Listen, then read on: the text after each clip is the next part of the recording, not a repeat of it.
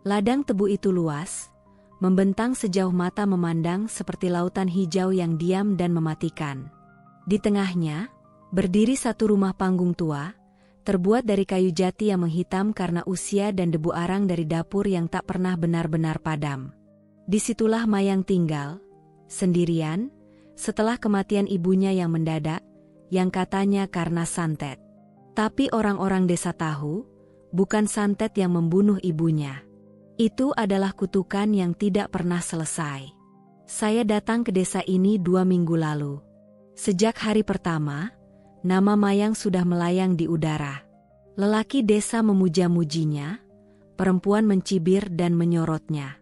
Katanya, Mayang terlalu cantik untuk desa ini. Cantik seperti pesinden keraton. Kulitnya kuning langsat, rambutnya hitam mengilap seperti minyak kelapa murni, matanya besar dan sayu seperti bulan sabit menjelang pagi. Tapi di balik semua itu, ada sesuatu yang tidak beres. Setiap malam Jumat Kliwon, suara gamelan terdengar samar dari ladang tebu, padahal tak ada hajatan. Angin berembus membawa bau melati dan dupa dari arah rumah Mayang. Lalu, satu demi satu, pemuda kampung hilang begitu saja. Ada yang ditemukan mengambang di sumur tua, ada yang bergantung pada pohon waru, dan ada yang tidak ditemukan sama sekali. Tapi anehnya, tak satu pun dari warga yang menyalahkan Mayang secara terang-terangan. Mereka hanya berbisik-bisik, seperti takut. Aku yang penasaran, mulai mencari tahu sendiri. Malam itu, malam Jumat Kliwon, aku duduk di beranda rumah kepala dusun, menghadap ladang. Angin berembus ganjil, tidak kencang, tapi membawa bunyi lirih seperti suara perempuan bernyanyi. Lembut, pilu, dan memanggil. Aku menajamkan telinga, dan suaranya makin jelas. Lagu tembang Jawa lama, yang katanya hanya dinyanyikan untuk mengantarkan arwah. Lalu aku melihatnya. Sosok Mayang melintas pelan di antara batang-batang tebu yang bergoyang ringan. Ia mengenakan kebaya putih yang terlalu bersih untuk seorang gadis desa. Langkahnya pelan, seperti melayang. Rambutnya tergerai menutupi punggungnya. Di tangan ada bunga kenanga yang ia taburkan satu-satu ke tanah. Aku berdiri, menetap endap mendekat ke arah suara. Tapi saat aku hampir tiba di batas ladang, suara itu berhenti. Angin mati. Tebu diam seperti patung. Kemudian aku mencium bau amis, bau tanah basah yang tercampur keringat dan besi. Tanpa sadar, kakiku melangkah masuk ke dalam ladang. Bayangan Mayang menghilang di balik batang tebu. Aku mengejarnya, tapi semakin aku masuk, semakin tebal kabut di sekelilingnya. Cahaya bulan seolah tertelan langit. Daun-daun tebu terasa tajam seperti silet. Aku bisa mendengar detak jantungku sendiri. Tiba-tiba aku mendengar suara bisikan. Banyak, berlapis-lapis, dari segala arah. Seperti puluhan orang berbicara secara bersamaan. Sebuah tangan menyentuh bahuku. Aku menoleh, dan tidak ada siapa-siapa. Tapi tanah di bawah kakiku mulai basah. Ketika aku melihat ke bawah, aku berdiri di atas mengumpulkan darah. Darah yang merembes dari tanah dan menetes dari daun-daun tebu. Aku berlari keluar, tak tahu arah. Nafasku memburu, mataku mulai buram. Saat aku pikir aku akan tersesat selamanya, aku memikirkan sesuatu. Kubungkuk melihatnya. Sebuah patung kecil, menyerupai perempuan berkebaya, dengan wajah menyeramkan dan mata merah menyala. Di bawahnya ada tulisan di aksara Jawa, yang tak bisa kubaca. Tapi entah kenapa, aku tahu itu bukanlah sesuatu yang boleh disentuh. Malam itu aku tidak tidur.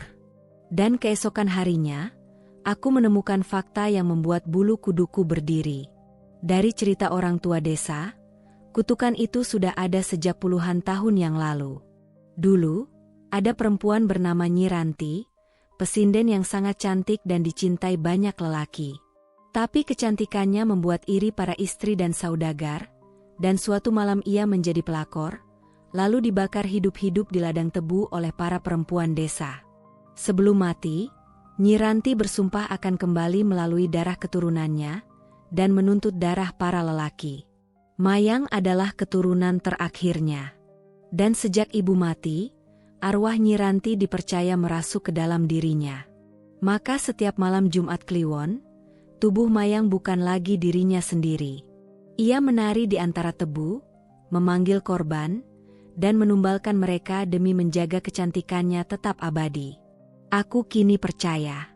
Karena sejak malam itu, aku tak bisa tidur tenang.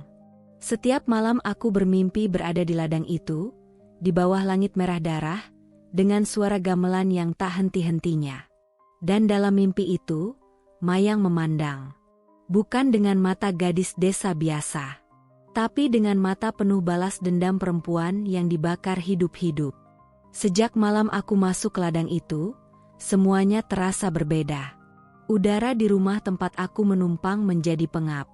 Dinding-dinding bambu bergetar pelan setiap lewat tengah malam, seolah ada yang mengetuknya dari luar. Kelambu putih di kamar tidurku berdebat sendiri, padahal jendela tertutup rapat. Tak ada angin, tak ada suara. Hanya menghitung jam dinding yang memanjang, menjadi hal yang tidak wajar. Hari-hari berikutnya, saya memperhatikan perubahan yang lebih mencolok pada Mayang. Ia kini sering keluar malam, berjalan melewati batas desa ladang menuju tebu, lalu menghilang di antara kabut. Tidak ada yang berani mengikutinya. Mereka tahu, tapi mereka memilih diam. Kematian menular lebih cepat dari kutukan. Suatu malam, saya memberanikan diri mengikuti Mayang. Dari kejauhan, aku melihatnya berdiri di depan sumur tua di belakang rumah panggungnya. Ia menatap ke dalam dengan mengosongkan, lalu menurunkan sesuatu. Aku tak bisa melihat apa, tapi suara tetesan air terdengar jelas, diikuti oleh desah pelan seperti orang tertawa menahan nafas. Aku kembali ke rumah dengan kepala pening. Dalam tidurku, aku melihat wajah-wajah pemuda kampung yang hilang. Mereka memanggilku, meratakan, dengan membusuknya wajah dan mata membelalak. Salah satunya menunjuk ke arah sumur tua itu, seolah meminta tolong. Keesokan paginya, aku kembali ke sana. Sumur itu ditutup dengan kayu dan diberi sesajen bunga 7 rupa. Tapi baunya menusuk, bukan bau bunga, melainkan bau busuk daging yang menyatu dengan tanah. Di sekitarnya ada jejak kaki kecil yang mengarah ke ladang, jejak kaki yang terlihat seperti terbentuk dari darah beku. Aku mulai menggali masa lalu Mayang.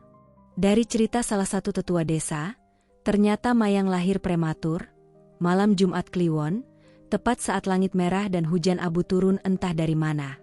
Bayi itu tidak menangis saat lahir, tapi ibunya berteriak histeris melihat mata anaknya, berwarna kehitaman seluruhnya, tanpa putih.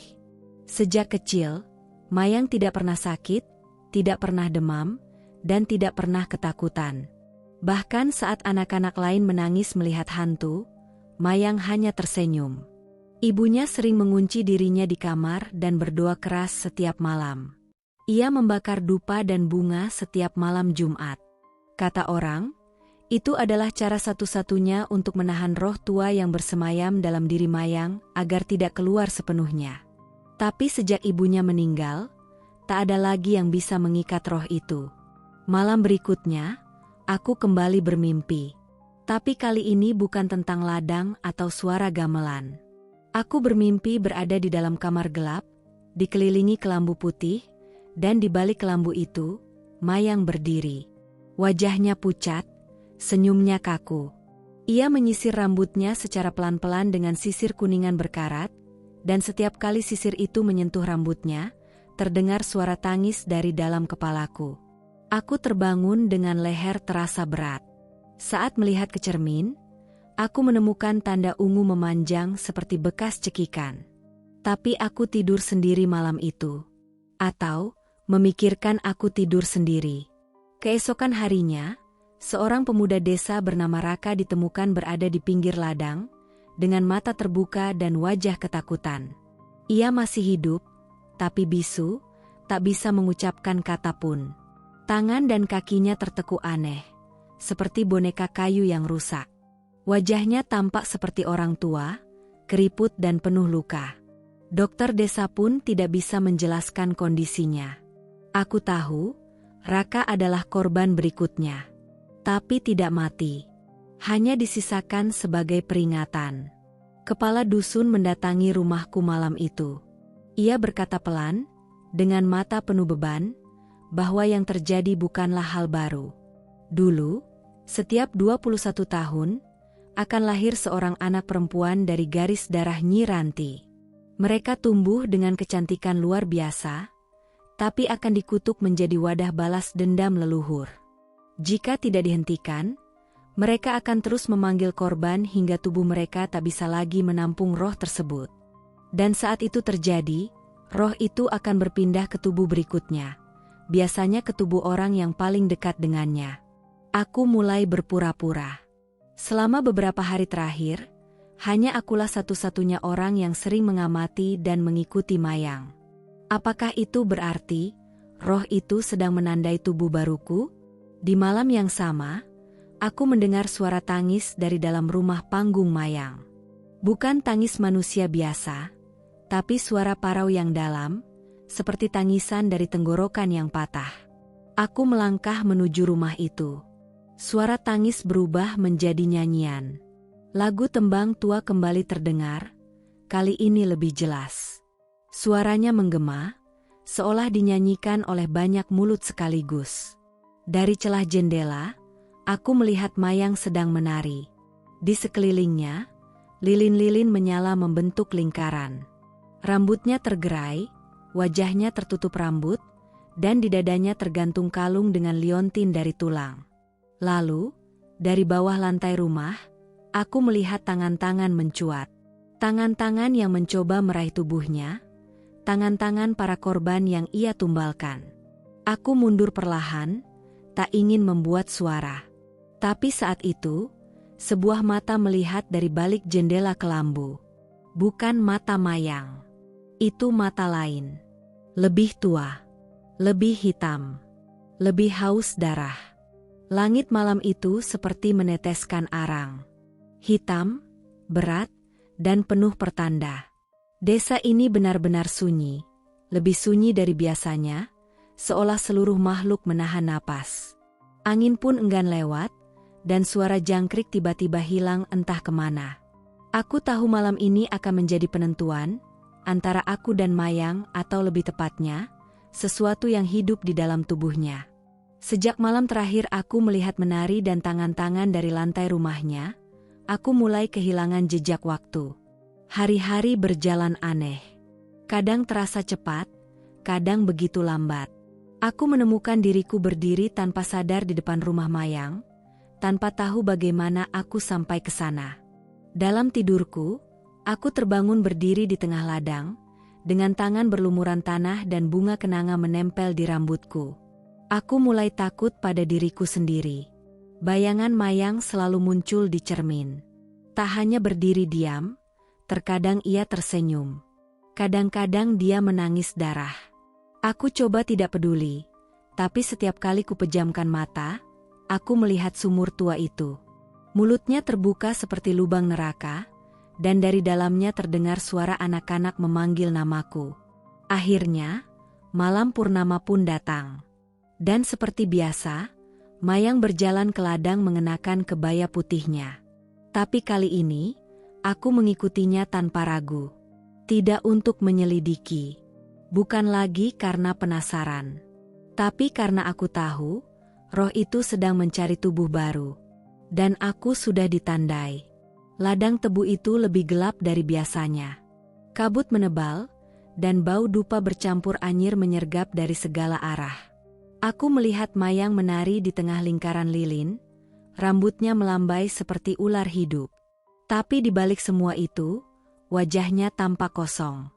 Wajah itu bukan lagi milik Mayang. Lalu, aku melihat tubuh-tubuh lain muncul dari kabut. Lelaki-lelaki desa yang hilang. Mereka semua berkumpul di pinggir ladang, pandangan kosong, dan tubuhnya kaku. Mereka bergerak lambat, seolah-olah dalam trans. Aku berdiri di antara mereka, dan mereka tidak menyadari kehadiranku. Tapi ketika Mayang membuka mata, ia langsung memandang. Bukan dengan manusia, tapi dengan sorot mata penuh lapar.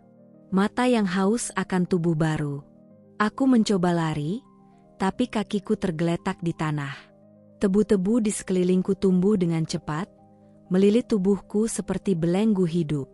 Dari tanah, tangan-tangan putih mencuat, menarik kakiku ke dalam.